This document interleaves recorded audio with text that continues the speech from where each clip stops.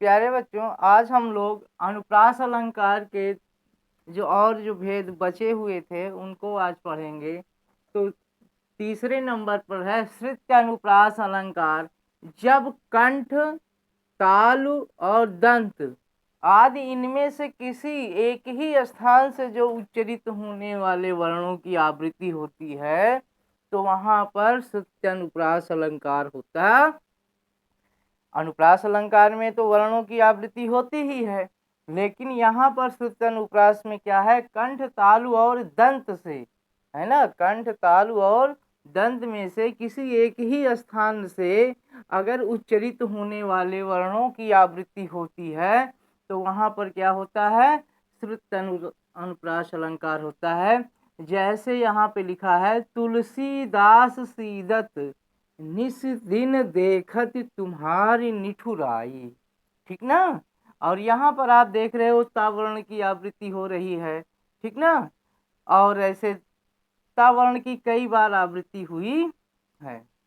फिर आता है अगला लाटानुप्रास। लाटानुप्रास में क्या होता है, जब शब्द और अर्थ की आवृत्ति हो। क्या?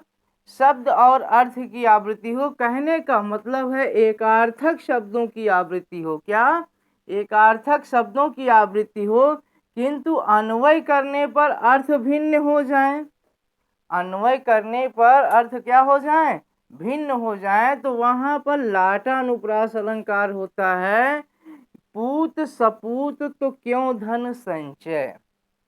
ठीक ना। पूत सपूत तो क्यों धन संचय, पूत कपूत तो क्यों धन संचय।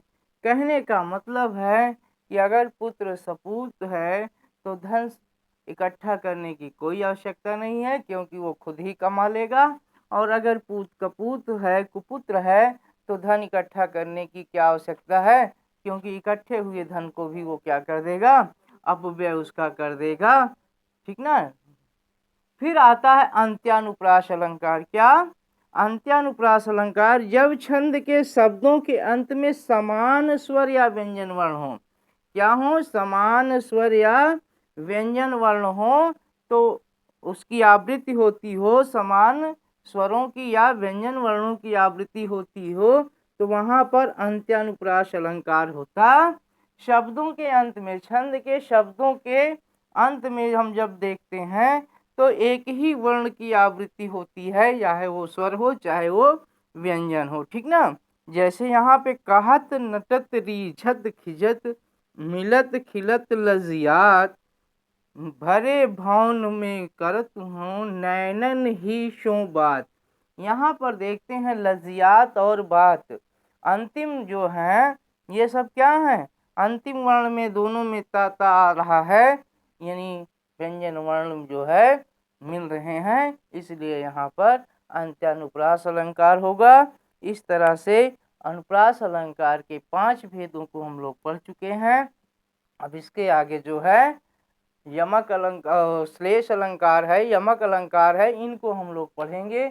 और हमारे विचार से ये वीडियो आपको ज्ञानवर्धक लगा हो। अगर ज्ञानवर्धक लगा है तो इसे आप लाइक करिए, ज़्यादा से ज़्यादा आप शेयर करिए, और इस चैनल पर नए हैं तो इसे आप सब्सक्राइब करिए, जिससे हिंदी व्याकरण संबंधी जानकारी आपकी उत्तरोत्तर उसमें वृद्धि होती रहे। धन्यवाद।